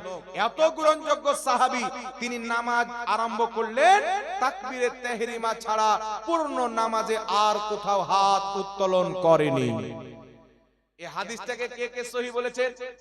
লামাযহাবীদের গুরু ইবনে হাজম আল মুহাল্লা কিতাবে লিখছেন হাদিসের সনদ সহিহ। লামাযহাবীদের গুরু আলবানী সিলসিলায়ে আহাদিসে সহিহার মধ্যে লিখছেন হাদিসটির সনদ সহিহ। ইমাম তিরমিজি বলছেন হাদিসটির সনদ হাসান, কোন কোন নুসখাতে বলছেন হাদিসটি হাসান সহিহ। তারপর আহলে হাদিসের গুরু শাকির তিরমিজির তাহকিকে লিখছেন হাদিসটির সনদ হচ্ছে সহিহ। আহলে হাদিসের গুরু সালিম লিখতেছেন হাদিসটির সনদ হচ্ছে সহিহ। ইমাম ইবনে কাত্তান লিখতেছেন হাদিসটির সনদ সহিহ। ইমাম দারকুতনি বলতেছেন হাদিসটির সনদ সহিহ। আমার জানা মতে 15 জন চাইতে বেশি ইমাম হাদিসটিকে সহিহ বলেছেন। মুসাফির কোন হাদিসটিকে? আব্দুল্লাহ ইবনে মাসউদের হাদিসটিকে, যে তাকবীরে তাহরিমা ছাড়া তিনি আর কোথাও হাত উত্তোলন করতেন না। তাহলে আমরা যে তাকবীরে তাহরিমা ছাড়া কোথাও হাত তুলি না, তো আমাদের দলিল আছে না নাই বাবা? এর জোরে বলতে হবে। বিনা দলিলে কি আমরা তুলি না? এইবার চলে আসেন পৃথিবীর মুসলমান, এই যে আবু দাউদ শরীফের হাদিস, কিয়ামতের সকাল পর্যন্ত হাদিসটিকে কেউ দুর্বল প্রমাণ করতে পারবে না। এর প্রত্যেকটা বর্ণনাকারী শুধু সহিহ নয়, টানাটান সহিহ। একটু জোরে বলেন সুবহানাল্লাহ। এই জন্য পৃথিবীর মুসলমান আহলে হাদিসদের ইমাম সানাউল্লাহ আমৃতসরি একটি কিতাব লিখেছেন। কিতাবটির নাম হচ্ছে আহলে হাদিস কা মাযহাব। এই কিতাবের মধ্যে আব্দুল্লাহ ইবনে মাসউদের তারকে রাফায়েদের হাদিসটি উল্লেখ করে বলেছেন যে এই হাদিস থেকে বোঝা যায় যে রাফায়েদান মানসুখ হয়ে গেছিল, রহিত হয়ে গেছে। নচেত এত বড় বড় সাহাবী কেন রাফায়েদান করবে না? তবে আমরা আহলে হাদিসদের মতে রাফায়েদান করা হলো মুস্তাহাব, করলে ভালো, না করলে কোনো সমস্যা নেই। মানে তাদের ইমাম রাফায়েদান করা যে মানসুখ, তাদের ইমাম এটা গ্রহণ করে নিয়েছে। এখন ছাত্ররা যদি কলবল কলবল করে বাড়ায়, তাহলে তাদের জুতা তাদের ইমামের গালি পড়বে না, কি বলে? এই জন্য পৃথিবীর মুসলমান, এইবার চলে আসেন, আমরা আহলে সুন্নাত ওয়াল জামাত নামাজ পড়ি, তো আমরা কিন্তু ইমামের পিছনে সূরা পাঠ করি না, সূরা ফাতিহাও পাঠ করি না, অন্য কোন সূরাও পাঠ করি না। এই জন্য পৃথিবীর মুসলমান, আল্লাহ তাবারাক ওয়া তাআলা যখন ব্রেন দান করেছিলেন, তো ওয়াহাবীদের খোপড়িতে আল্লাহ পাক ব্রেন না দিয়ে মনে হয় গোবর দিয়ে দিয়েছিলেন। নাউজুবিল্লাহ। এত মূর্খ জাতি! আমাদের ঝাড়খণ্ডে যেগুলো পাহাড়ে বসবাস করে আদিবাসী, এদের চাইতে ওই আদিবাসীদের জ্ঞানও অনেক বেশি। হ্যাঁ, কেন? বুখারী শরীফের মধ্যে হাদিস, আল্লাহর নবী মুস্তাফা সাল্লাল্লাহু আলাইহি ওয়াসাল্লাম বলছেন, যেই ব্যক্তি সূরা ফাতিহা পড়লো না তার নামাজ হলো না। আমরা কি সূরা ফাতিহা পড়ি ইমামের পিছে? এই জোরে বলেন পড়ি? তাহলে হাদিস মোতাবেক আমাদের নামাজ হয় না, না কি বলেন? নাউজুবিল্লাহ। এটা তারা বলতে চায়। রাসূল পাক বলেছেন, যেই ব্যক্তি সূরা ফাতিহা পড়লো না তার নামাজ হলো না।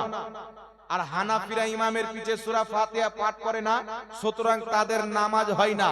কিন্তু পৃথিবীর মুসলমান কিয়ামতের সকাল পর্যন্ত এমন কোন হাদিস কেউ এনে দেখাতে পারে না যে আমার নবী বলেছেন যেই ব্যক্তি ইমামের পিছে সূরা ফাতিহা পড়বে না তার নামাজ হবে না। এইরকম কোন হাদিস নাই। নবী মুস্তাফা বলেছেন যেই ব্যক্তি সূরা ফাতিহা পড়লো না তার নামাজ হলো না। এখন লামাযহাবিকে বলতে চাই, তোমাদের মতো আমরা দাজ্জাল কানা এবং মুনাফিক নয়। নবী মুস্তাফার হাদিস পড়ো, ইবনে মাজার মধ্যে হাদিস, নাসাই শরীফের মধ্যে হাদিস। তোমাদের গুরু আলবানী হাদিসটিকে সহিহ বলেছেন। হযরতে আবু হুরায়রা বর্ণনা করতেছেন, কি বর্ণনা করতেছেন? ক্বালা রাসূলুল্লাহি সাল্লাল্লাহু আলাইহি ওয়াসাল্লামা ইন্নামা জুইলাল ইমামু লিইউতাম্মা বিহি ফাইদা কাব্বারা ফাকাব্বিরু ফাইদা কারাআ ফানসিতু। আমার নবী মুস্তাফা সাল্লাল্লাহু আলাইহি ওয়াসাল্লাম বলতেছেন, কি বলতেছেন? ইমাম এই জন্য নিযুক্ত করা হয় যে ইমামের অনুসরণ করতে হবে। ফাইদা কাব্বারা, ইমাম যখন তাকবীর বলবে, ফাকাব্বিরু, তোমরাও তাকবীর বলো। ফাইদা কারাআ, ইমাম যখন কিরাত আরম্ভ করবে, নবী মুস্তাফা বলছেন ফানসিতু, তখন তোমরা চুপচাপ হয়ে যাও। একটু জোরে হবে না বাবা? সুবহানাল্লাহ। তাহলে বুখারীতে হাদিস, নবী বলছেন যে সূরা ফাতিহা পড়লো না তার নামাজ হলো না। নাসাইতে ইবনে মাজাতে হাদিস যে ইমামের পিছনে পড়তে হবে না, চুপচাপ থাকতে হবে। তো আমরা আহলে সুন্নাত ওয়াল জামাত বুখারীর হাদিসকেও মানি, নাসাইর হাদিসকেও মানি। ইমামের পিছনে থাকলে চুপচাপ থেকে নাসাইর হাদিসে আমল করি। একা একই নামাজ পড়লে সূরা ফাতিহা পড়ে বুখারীর হাদিসে আমল করি। তো সত্যিকারী কেউ যদি হাদিস মানে আহলে সুন্নাত ওয়াল জামাতরা মানে। আর ওয়াহাবি বুখারীর হাদিসকে নিয়ে নাসাইর হাদিসকে বাদ দিয়ে দিচ্ছে, মুসনাদে আহমদের হাদিসকে বাদ দিয়ে দিচ্ছে। তাহলে এটা আহলে হাদিস হলো না, আহলে খবিস। এটা হাদিস মানা হলো না, হাদিসের সঙ্গে জালিয়াতি করা হলো।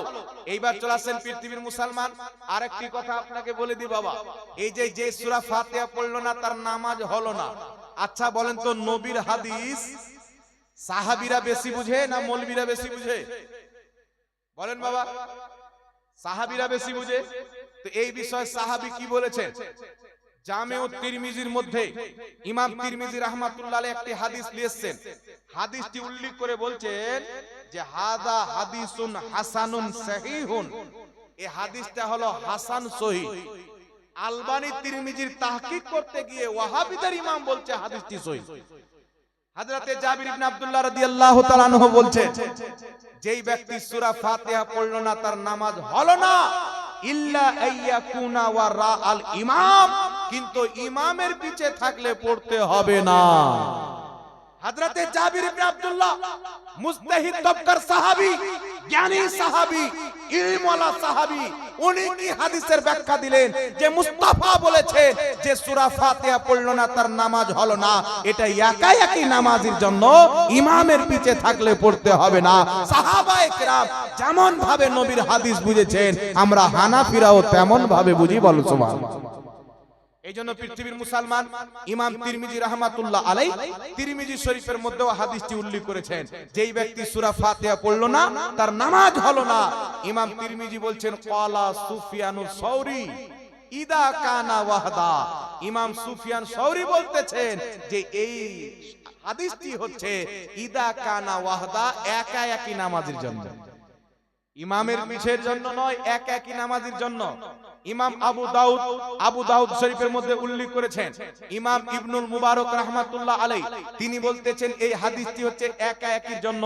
এই জন্য স্পষ্ট হয়ে গেল বাবা, একা একই নামাজ পড়লে সূরা ফাতিহা না পড়লে নামাজ হবে না, ইমামের পিছনে সূরা ফাতিহা পাঠ করা বৈধ হবে না। তাই আমরা আহলে সুন্নাত ওয়াল জামাত ইমামের পিছে সূরা ফাতিহা পাঠ করি না, একা একই থাকলে ছাড়ি না। আমরা দুটোই হাদিসকে মানি। জোরে বলছো। এজন্য ইমামের পিছনে সূরা ফাতিহা পাঠ করা বৈধ নয়, নামাজ খারাপ হয়ে যাবে, ওয়াজিবুল ইআদা হয়ে যাবে। এবার আসেন বাবা, আমরা নামাজ যখন কমপ্লিট করি তো নামাজের শেষে আমরা দোয়া করি কি করি না? আপনারা করেন তো? নামাজ যখন শেষ হয়ে যায়, ফরজ নামাজ শেষ করার পর আমরা হাত তুলে সবাই মিলে দোয়া করি। একজন ব্যক্তি দোয়া করে ইমাম সাহেব, বাকি সবাই আমিন বলে। রাসূল পাক সাল্লাল্লাহু আলাইহি সাল্লাম বলেছেন যে আল্লাহ তাবারাক ওয়া তাআলা হযরতে মুসা আলাইহিস সালামকে একটা জিনিস দান করেছিলেন, যেটা আমাকে দান করেছেন। সেটা কি? বলছেন মুসা আলাইহিস সালাম দোয়া করতেন, হারুন আলাইহিস সালাম আমিন বলতেন। তা আমার উম্মতের একজন দোয়া করবে, বাকি সব আমিন বলবে, তো আল্লাহ তাবারাক ওয়া তাআলা আমার উম্মতের দোয়াকে কবুল করে নেবেন। এখন আমরা ফরজ নামাজের পর দোয়া করি। মার্কেটে কিছু টুপিওয়ালা শয়তান বেরিয়েছে বাবা, এখন শয়তান আরাম করতেছে। আপনাদের মালদা জেলার একজন ব্যক্তি একটা জঙ্গলে গিয়েছে, দেখছেন জঙ্গলের মধ্যে একজন ব্যক্তি বসে আছে, সোনার চেয়ারে পা হিলাচ্ছে, বসে আছে, মনে হচ্ছে তার কোনো টেনশন নাই। লোকটি জিজ্ঞাসা করছেন, বাবা তুমি কে? তো উত্তরে বলছে, আমি ইবলিস। বলে কোন ইবলিস? বলছে আমি শয়তান ইবলিসকে তোমরা চিনো না? তো মালদা জেলার লোকটা বলছে, তোর কাজ হলো নামাজিকে বেনামাজি করা, রোজাদারকে রোজা ভাঙানো, মানুষকে খারাপ কাজে নিয়ে যাওয়া, ভালো কাজ থেকে বাধা দেওয়া, তো তুমি এখানে বসে আছো, তোমার কাজ কে করছে? তো শয়তান বলছে, সব আহলে হাদিস মৌলবীকে খেলাফত দিয়ে এসেছি, তারা আমার কাজ চালাচ্ছে, আমি এখন রেস্টে আছি। তো এরা হলো টুপিওয়ালা দাড়িওয়ালা শয়তান। এরা মানুষকে গুমরা করে কি? ফরজ নামাজের পর আল্লাহর নবী সাল্লাল্লাহু আলাইহি সাল্লাম হাত তুলে দোয়া করেছেন, পৃথিবীর কোনো হাদিসে নাই। তুই তো বেটা কানা কুয়ার ব্যাং, তুই কি করে বুঝবি যে কুয়ার বাইরে যদি যাই তো কালিয়াচক আছে, দিল্লি আছে, বোম্বে আছে, হাজারো শহর আছে, তুই তো কুয়ার মধ্যে ঢুকে আছিস। আর ওয়াহাবিদের জ্ঞান সীমাবদ্ধ, অল্প জ্ঞান। এরা পড়ালেখা করে না, যদি হাদিস পেয়ে যায় তো মানুষের সামনে উপস্থাপন করে না। আর আমরা আহলে সুন্নাত ওয়াল জামাত হাদিস যেই দিকে পাই আমরা ওই দিকে যাই। আর এদের কর্তব্য হচ্ছে হাদিস যদি আমাদের বিপক্ষে হয় জাল বলে উড়িয়ে দাও, আর জাল হাদিস যদি আমাদের পক্ষে হয় তো সহি বলে চালিয়ে দাও। এটা এদের ওসিলা। আমি যদি মিথ্যা বলি তো রেকর্ডিং হচ্ছে বাবা, কোনদিন যদি ফেস টু ফেস ময়দানে আসা হয় তো আমরা প্রমাণ করে দেব এরা কত জাল হাদিসকে সহি বানিয়েছে আর কত সহি হাদিসকে জাল বানিয়েছে। কুরআন পাকের আয়াতের ব্যাখ্যা পর্যন্ত ভুল করেছে। রাবি, একজন রাবির নাম হচ্ছে আবু জাফর আর রাজি। ইমাম মাকদেসি রাহমাতুল্লাহ আলাইহি লিহাদিসিল মুখতারা কিতাবে 20 রাকাতের পক্ষে এই রাবিকে নিয়ে এসেছেন। আরেকজন রাবি হচ্ছে আবু জাফর আর রাজি, দুইজন রাবির নাম এক। তো রাফায়দান করার পক্ষে হাদিস আছে, ওখানে একটা আবু জাফর আর রাজি রয়েছে। আর 20 রাকাত তারাবির পক্ষে একটা আবু জাফর আর রাজি রয়েছে। যেটা 20 রাকাতের পক্ষে আছে, বেশিরভাগ মুহাদ্দিস জামহুর উলামায়ে কেরাম তিনাকে সহিহ রাবি বলেছে। আর যেটা রাফায়দান করার পক্ষে আবু জাফর আর রাজি আছে, ইনাকে বেশিরভাগ মুহাদ্দিসে কেরাম দুর্বল রাবি বলেছে। তো ওয়াহাবিরা কত চালাক, 20 রাকাতের রাবিটা টেনে তারাবিটার নামে ইয়ার রাফায়দানের নামে চালিয়ে দিয়েছে, আর রাফায়দানের দুর্বল রাবিটা টেনে 20 রাকাতের হাদিসকে জাল বানিয়ে দিয়েছে। চিন্তা করছেন বাবা? তো এটা হচ্ছে এদের চরিত্র। এরকম শত শত দলিল আছে। আগামীতে আমাদের কিতাব আসবে যে ওয়াহাবিদের স্বরূপ উন্মোচন, পুরা ইতিহাস পেয়ে যাবে। আলহামদুলিল্লাহ, আপনাদের কালিয়াচকের ছেলে মাওলানা মুনিরুল ইসলাম আপনার মুর্শিদাবাদ হরিবাটি মাদ্রাসাতে পড়ায়। ওয়াহাবিদের যত নোংরা কুফরি বিদাতি জাহান্নামী আকীদা আছে সবকে একত্রিত করে একটা বই লিখেছে, কমপ্লিট হয়ে গেছে। বইটা যদি ছাপানো হয়ে যায় ইনশাআল্লাহ আপনাদের কালিয়াচক অবধি পৌঁছে যাবে। আপনারা কিনে অবশ্যই পড়বেন, তাহলে আপনারা বুঝে যাবেন যে ওয়াহাবি মতবাদ এটা ইসলামের মতবাদ নয়, খ্রিস্টানদের বানানো মতবাদ। অটোমেটিক আপনি বুঝে যাবেন, বলার দরকার নেই। এবার আসেন বিরাদর ইসলাম, আমরা আহলে সুন্নাত ওয়াল জামাত জালসার পর, জালসার মিডিলে, জানাজার পর, দাফনের পর, নামাজের পর সবাই মিলে হাত তুলে দোয়া করি। করি কি করি না বাবা? বাড়িতে দোয়া করি, নতুন গাড়ি কিনলে দোয়া, নতুন বাড়ি করলে দোয়া, বরকতের জন্য দোয়া করি, আছে না নাই? যেন বাড়িতে রহমত বরকত হয়। কিন্তু কিছু মৌলবি বেরিয়েছে আহলে হাদিস, এরা বলছে সম্মিলিত দোয়া কোন হাদিসের কিতাবে নাই। সবাই মিলে দোয়া করা কোন হাদিসের কিতাবে নাই। এই জন্য দেখবেন এদের জালসাতে মৌলবীর বক্তব্য শেষ, আসসালামু আলাইকুম, দোয়া দুরুদ কিছু নাই, শেষ। মারে গয়া মারদুদ না ফাতিহা না দুরুদ। তো ওই জালসা তো মুসলমানদের জালসা নাই, ওটা হলো শয়তানদের জালসা। এবার আমি আপনাকে হাদিস দিচ্ছি, শুনেন। কিতাবটির নাম মুআজামুল কবির লিতাবরানী। এই কিতাবের মধ্যে ইমাম তাবরানী হাদিসটি উল্লেখ করেছেন। ইমাম হাইসামি মাজমাউ যাওয়াইদে হাদিসটি উল্লেখ করেছেন। ইমাম হাইসামি বলছেন রিজালুহু রিজালুস সহিহ, এই হাদিসের প্রত্যেকটা বর্ণনাকারী সহিহ। লা মাযহাবিদের মোল্লা আলবানীও বলেছে হাদিসটি সহিহ। হাদিসটি কি? আমার আপনার নবী মুস্তাফা সাল্লাল্লাহু আলাইহি ওয়াসাল্লাম বলতেছেন, যখনই মুসলমান দলবদ্ধ হয়ে একত্রিত হয়ে সম্মিলিতভাবে সবাই মিলে নিজের হাতকে উত্তোলন করে আল্লাহর কাছে দোয়া করে, আল্লাহ পাক অবশ্যই তাদের দোয়াকে কবুল করে নেয়। রাসূল পাক কি বললেন? যখনই মুসলমান সবাই মিলে দলবদ্ধ হয়ে একত্রিত হয়ে কিছু সংখ্যক লোক একত্রিত হয়ে সম্মিলিতভাবে সবাই আল্লাহর কাছে হাত উত্তোলন করে দোয়া করে, আল্লাহ তাদের দোয়াকে অবশ্যই কবুল করে নেয়। আমার নবী মুস্তাফার এই হুকুমটা হচ্ছে আম হুকুম। কি হুকুম? আম হুকুম। নবী জায়গা নির্ধারিত করেননি যে এখানে করতে পাবে এখানে করতে পাবে না। নবী হুকুম করেছে যে যখনই মুসলমান দলবদ্ধভাবে সবাই মিলে হাত তুলে দোয়া করবে, আল্লাহ তার দোয়াকে কবুল করে নেবে। আর লা মাযহাবিদের ইমাম আব্দুর রহমান মুবারকপুরী তোহফাতুল আহওয়াজির দ্বিতীয় খণ্ডের 177 পৃষ্ঠার মধ্যে লিখেছে, নবী মুস্তাফার আম হুকুম যদি হয় তো ওই আমলটা প্রত্যেক জায়গার জন্য প্রযোজ্য হবে, তাকে খাস করা বৈধ হবে না। এই জন্য পৃথিবীর মুসলমান জালসাতে মুসলমান একত্রিত হয়, নামাজে একত্রিত হয়, জানাজাতে একত্রিত হয়, দাফন করার জায়গাতে একত্রিত হয়। যেখানে একত্রিত হবে সবাই মিলে হাত তুলে দোয়া করবে, নবী মুস্তাফার হাদিসের প্রতি আমল হবে। আর একে যারা বিদআত বলবে তারা ইংরেজ হয়ে মরবে, মুসলমান হয়ে যাবে। এদের দিমাগের মধ্যে গোবর ভরা আছে বাবা। এত সহি স্পষ্ট নবীর হুকুম থাকতে মানুষকে তারা বোকা বানায় যে সবাই মিলে হাত তুলে দোয়া করা যাবে না। এক জায়গাতে আমাকে বলছে, হুজুর হাত তুলে দোয়া করার বিধান শরীয়তে নাই। আমি বললাম, বেটা তুই পাও তুলে দোয়া কর। আবু দাউদ শরীফের মধ্যে হাদিস, রাসূল পাক সাল্লাল্লাহু আলাইহি সাল্লাম বলছেন, যখনই তুমি আল্লাহর কাছে কিছু চাইবে তো দুইখানা হাতকে উত্তোলন করে চাইবে। কারণ তোমাদের আল্লাহ হচ্ছে লজ্জাশীল। কোন ব্যক্তি যদি আল্লাহর কাছে দুইখানা হাত উত্তোলন করে কিছু চায়, আল্লাহ তাদের হাতকে ফিরিয়ে দিতে লজ্জা পায়। ইমাম নববী রাহমাতুল্লাহ আলাইহি হাদিসের ব্যাখ্যা করতে গিয়ে বলেছেন, শারহে মুসলিমের মধ্যে ইমাম উল্লাহ আলী কারি মিরকাতের মধ্যে বলেছেন, দোয়া করার পদ্ধতি হলো দুইখানা হাতকে আকাশের দিকে উত্তোলন করে দোয়া করা। বলেন সুবহানাল্লাহ। তো এটা তো ইসলামের পদ্ধতি। কিন্তু এরা কি বলবে? জালসা শেষে নবী দোয়া করেছেন, ফরজ নামাজের পর নবী দোয়া করেছেন। এই গাধার বেটা গাধা নবী তো করেছেন, কিন্তু নবীর যখন হুকুম পেয়ে গেলাম, নবী করুক আর না করুক করার হুকুম করেছেন, বৈধ করেছেন। যেই ব্যক্তি করবে নবীর হুকুমই আমল হবে। কথা বুঝতে পেরেছেন কি পারেননি বাবা? এইবার যদি নবীর করা শর্ত হয়, সারা পৃথিবীর লা মাযহাবিকে চ্যালেঞ্জ, আমার নবী 5 ওয়াক্তের আজান দিয়েছেন, একটা জাল হাদিস দেখাও। নবী মুস্তাফা জীবনে একবার আজান দিয়েছে, তো 5 ওয়াক্তের আজান দেওয়া কি নাজেজ হয়ে যাবে বাবা? এখন যদি কোনো মূর্খ ব্যক্তি এসে বলে যে আল্লাহর নবী একবারই আজান দিয়েছেন, 5 বার আজান দেওয়া বিদআত, নাকি বলেন? আল্লাহর নবী মুস্তাফা সাল্লাল্লাহু আলাইহি সাল্লাম জীবনে একটাই হজ করেছেন। কটা হজ করেছেন জোরে বলেন?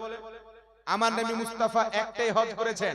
তাহলে বলেন তো বাবা, নবীর করাই যদি শর্ত হয়, তো নবী মুস্তাফা একটা হজ করেছেন, তাহলে দুটো হজ করা কি নাজায়েজ হয়ে যাবে? কথা বলতে হবে, জোরে বলেন। নবী আমার একবার হজ করেছেন, তো 2 বার হজ করা কি নাজায়েজ? 3 বার হজ করা কি নাজায়েজ? যতবার হজ করবেন তত নেকি পাবেন। ফরজ শুধু জীবনে একবার হয়, একবার ফরজ আদায় হয়ে গেল, বাকি আপনার ইচ্ছা করলে করতে পারেন। তখন বলবে কি অনুমতি রয়েছেন। তো আমি বলবো, বেটা নবী দোয়া করুক আর না করুক, মুস্তাফা অনুমতি দিয়েছেন। যখন তোমরা সবাই একত্রিত হয়ে আল্লাহর কাছে সবাই মিলে হাত উত্তোলন করে দোয়া করবে, আল্লাহ পাক তোমাদের দোয়াকে কবুল করে নেবে। তো যেই কায়দা হজে ফিট করো, আজানে ফিট করো, ওই কায়দা এখানে সেখানে ভুলে যাও। আপন বাপের কিতাব নাইনুল আওতারটা পড়ো, তোহফাতুল আহওয়াজি পড়ো, ফাতাওয়া নাজরিয়া পড়ো। স্পষ্ট ভাবে লেখা আছে যে এতেবার উমুমে লফজ কা হোতা है খুসুসে महल का नहीं होता। এবার চলে আসেন বিরাদর ইসলাম, আমার নবী দোয়া করেছেন কি করেননি? মাত্র দুটি হাদিস শোনাবো, যদি অনেক আছে, নবীও করেছেন, সাহাবাও করেছেন। আগে লামাযহাবীদের কিতাব থেকে আপনাকে দলিল দিয়ে দিচ্ছি, শুনেন। এখানে রেকর্ডিং হচ্ছে, অনেকটা ক্যামেরাওয়ালা এসেছে, আপনারা দেখছেন।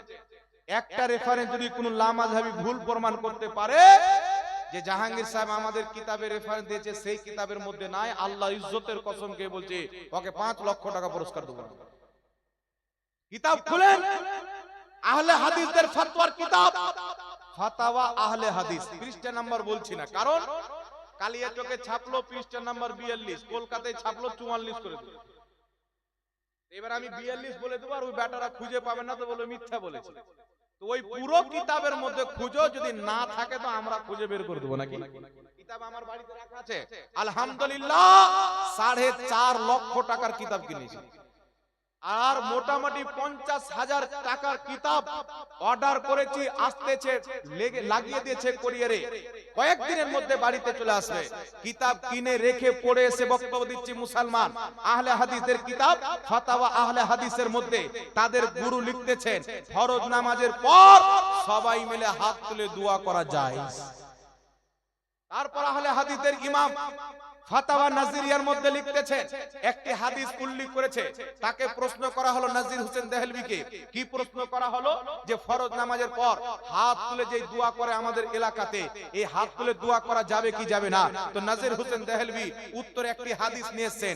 ইমাম ইবনুস সুন্নি রাহমাতুল্লাহ আলাইহি নিজের কিতাব আমালুল ইয়াউমি ওয়াল লাইল কিতাবে একটি হাদিস উল্লেখ করেছেন সনদ সহ। নবী মুস্তাফা সাল্লাল্লাহু আলাইহি ওয়াসাল্লাম বলেছেন যে তোমরা যেই ব্যক্তি প্রত্যেক ফরজ নামাজের পর তোমরা আল্লাহর কাছে হাত উত্তোলন করে দোয়া করো। নবী বলছেন প্রত্যেক ফরজ নামাজের পর তোমরা হাত উত্তোলন করে খোদার কাছে দোয়া করো, আল্লাহ তোমাদের দোয়া অবশ্যই কবুল করবে। একটু জোরে বলেন না সুবহানাল্লাহ।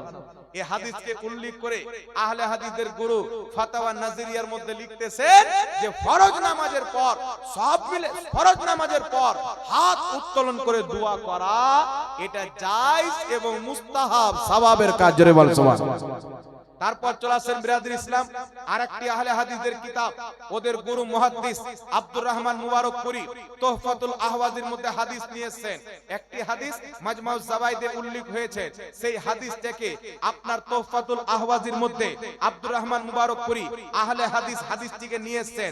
ইমাম হাইসামি বলছেন রিজালুহুস সিকাত, হাদিসের প্রত্যেকটা বর্ণনাকারী বিশুদ্ধ। ইমাম জালালউদ্দিন সিউতি বলছেন রিজালুহুস সিকাত, হাদিসের প্রত্যেকটা বর্ণনাকারী বিশুদ্ধ। লামাযহাবীদের গুরু আব্দুর রহমান মুবারকপুরি লিখতেছেন রিজালুহুস সিকাত, হাদিসের প্রত্যেকটা বর্ণনাকারী বিশুদ্ধ। হাদিসটি কি? হযরতে আব্দুল্লাহ ইবনে জুবাইর রাদিয়াল্লাহু তাআলা আনহু একজন ব্যক্তিকে দেখলেন যে তিনি নামাজ পড়তে গিয়ে নামাজের মধ্যে হাত তুলে দোয়া করছে। সে যখন নামাজ কমপ্লিট করলো তো সাহাবী রাসূল বলছেন যে আল্লাহর নবী নামাজের মধ্যে হাত তুলে দোয়া করতেন না, নামাজ শেষ করে সালাম ফিরানোর পর নবী মুস্তাফা নিজের দুইখানা হাত উত্তোলন করে খোদার কাছে দোয়া করতেন। সাহাবী বলছেন নবী নামাজের পর হাত তুলে দোয়া করতেন। এই হাদিসকে উপস্থাপন করে আরেকটি হাদিস তাফসিরে ইবনে আবি হাতিমের মধ্যে উল্লেখ রয়েছে। সাহাবায়ে কেরাম বলছেন দয়ার নবী মুস্তাফা নামাজে সালাম ফিরানোর পর রাফা ইয়াদাইহি নিজের দুইখানা হাতকে উত্তোলন করতেন, ওয়া দুআ, তারপর নবী মুস্তাফা দোয়া করতেন। এই কয়েকটি হাদিসকে উল্লেখ করে আব্দুর রহমান মুবারকপুরি লামাযহাবীদের গুরু লিখতেছে যে এই সমস্ত হাদিস থেকে বোঝা যাচ্ছে প্রসিদ্ধ মত হলো, রাজে কওল হলো, ফরজ নামাজের পর সবাই মিলে হাত তুলে দোয়া করা জায়েজ আছে। জোরে বল সুবহানাল্লাহ। এরা নিজের বাপের কিতাব পড়ে না, তাহলে কোরআন হাদিস পড়ে কিনা বিচার করেন। যাকে নিজের বাড়ির খবর নাই ও বাজারের খবর কি করে দিবে, শহরের খবর কি করে দিবে, জেলার খবর কি করে দিবে? এই জন্য পৃথিবীর মুসলমান আল বিদায়া ওয়ান নেহার মধ্যে হাদিস রয়েছেন হযরতে আলা বিন হাজরামি সমস্ত সাহাবীকে নিয়ে ফজরের ফরজ নামাজ পড়ার পর সালাম ফিরিয়ে দুইখানা হাত তুলে সমস্ত সাহাবী একসঙ্গে দোয়া করেছেন যেমন ভাবে আমরা দোয়া করি। জোরে বল সুবহানাল্লাহ। ফরজ নামাজের পর দোয়া করার পক্ষে এত দলিল আছেন হাত তুলে বাবা, কিন্তু যারা দোয়া করে না তাদের ব্যাপারে নবী কি বলেছেন? ফরজ নামাজের পর যারা দোয়া করে না তাদের ব্যাপারে আল্লাহর নবী কি বলেছেন? দোয়া করার ব্যাপারে নবী বলেছেন উনি নিজে করেছেন, নবী পাক করতে বলেছেন, কিন্তু যারা দোয়া করে না তাদের ব্যাপারে আমার রাসূল সাল্লাল্লাহু আলাইহি সাল্লাম বলেছেন যেই ব্যক্তি ফরজ নামাজ আর সুন্নাত নামাজের মাঝে দোয়া করে তফাত করে না এরা ইহুদিদের অন্তর্ভুক্ত। এটা ইহুদিদের কালচার। ফরজ নামাজের পর সুন্নাত নামাজের পূর্বে দোয়া করে দুটার মধ্যে তফাত করা মুসলমানদের তরিকা, আর দোয়া না করে ডাইরেক্ট দাঁড়িয়ে সুন্নাত পড়া এটা ইহুদিদের তরিকা। আমার নবী মুস্তাফা বলেছেন, জোরে বল সুবহানাল্লাহ। তাহলে আমরা কার তরিকা নিব বাবা, নবীর তরিকা না ইহুদির তরিকা? একটু জোরে বলে। নবী মুস্তাফার তরিকা। এইজন্য ফরজ নামাজের পর অবশ্যই দোয়া করবেন, এটা রাসূল পাক সাল্লাল্লাহু আলাইহি সাল্লাম করতে বলেছেন, তিনি নিজে করেছেন। একটু জোরে বলেন সুবহানাল্লাহ। এইবার চলে আসেন বিরাদর ইসলাম। কলকাতার দিকে একটা মৌলবি বেরিয়েছে, আপনাদের কালিয়া চকের মাটিতে এসেছিল নাকি চাপ্পা নিয়ে সব দাঁড়িয়েছিলেন? কলকাতার দিকে বেরিয়েছে, তাকে আমি ভাদর মাসের ভেড়া বলি। দেখবেন কোলহা ব্যাঙ যখন বের হয়, বৃষ্টি হয়, পানি জমা হয়ে যায়, তো কোলহা ব্যাঙ বের হয়, রাত পর্যন্ত কা কা কা কা করে। আর ভাদর মাস যখন আসে তো বাজার রাস্তাঘাটে কুকুর বেশি ঘেউ ঘেউ করে। যখন 12 রবিউল আউয়াল আসে তো এইগুলো কুকুর আর কোলহা ব্যাঙের অবস্থায় ওয়াহাবি মৌলবীদের হয়ে যায়। আমাদের একটা হানাফি মাযহাবের কিতাব আছে ফাতাওয়া আলমগীরি। এই ফাতাওয়া আলমগীরিকে নিয়ে কিছু মৌলবীর চুলকানি উঠেছে। মহলম লাগাতে হবে কি হবে না? কথা বলে। ফাতাওয়া আলমগীরিকে নিয়ে চুলকানি উঠেছে। একটা জলঙ্গিতে বিমল দাসের বেটা বেরিয়েছে, ওর বাপ দাদা 14 গোষ্ঠী মাদ্রাসা যায়নি, বাংলা পড়ে মুহাদ্দিস আজম। আর কলকাতায় যে গাধা মৌলবী আছে এ রাজমিস্ত্রির কাজ করতো, বাংলা পড়ে এ আবার ওদের মুফতি আজম। এইজন্য আমার নবী বলেছেন কিয়ামতের পূর্বে লোক জাহিলদেরকে মসলা জিজ্ঞাসা করবে, সে নিজে পথভ্রষ্ট হবে, লোককেও পথভ্রষ্ট করবে। ওই যুগ আমাদের এখানে চলে এসেছে বাবা। আমাদের ফাতাওয়া আলমগীরিতে একটা মসলা বয়ান করা হয়েছে। মসলাটা কি? যদি কোনো ব্যক্তি কুকুরকে জবাই করে আর তার সমস্ত প্রবাহিত রক্ত যদি বেরিয়ে যায়, আর যারা কুকুর খায়, ধরেন আপনি জবাই করলেন আর খ্রিস্টানরা খায়, আপনার বাড়ির পাশে খ্রিস্টান আছে, সে খ্রিস্টান এসে বলছে তোমরা তো কুকুর খাও না, তোমাদের নিকটে হারাম, তো কুকুরটা আমাদেরকে বিক্রি করে দাও। তো ফাতাওয়া আলমগীরিতে ফোকা 500 জন ফোকায়ে কেরাম ফতোয়া দিচ্ছেন যে ওই কুকুরটা মুসলমানের জন্য বিক্রি করা জায়েজ হবে। আরে ভাই ও তো খাচ্ছে না, খাওয়া তো জায়েজ বলেনি, যে খাচ্ছে খ্রিস্টান তাকে বিক্রি করা জায়েজ বলেছে। এইবার চলে আসেন বিরাদর ইসলাম। এটাকে নিয়ে বলছেন যে ফাতাওয়া আলমগীরিতে 80% মসলা কুরআন হাদিসের বিরোধী মসলা আছে, ভুল আছে। আর ফাতাওয়া আলমগীরি আরবি পড়ে নিবে ওয়াহাবি মুল্লাদের ক্ষমতাই নাই। এই বাংলা বই কোথায় পেয়েছে? আর বাংলা বই নিয়ে মানুষকে উল্টা পুল্টা বুঝে মেসেজ দিতে চায় যে হানাফিদের বইগুলোতে ভুলভাল লেখা আছে। এবার আমার দিকে লক্ষ্য করেন বিরাদর ইসলাম, ফাতাওয়া আলমগীরিতে যে মাসলাটা লেখা আছে এটা আমাদের মুক্তাবেহি ফতোয়া নয়, এর প্রতি ফতোয়া নাই। যদি থাকতো তো আমাদের এলাকার সকল কুকুরগুলো হানাফিরা বিক্রি করে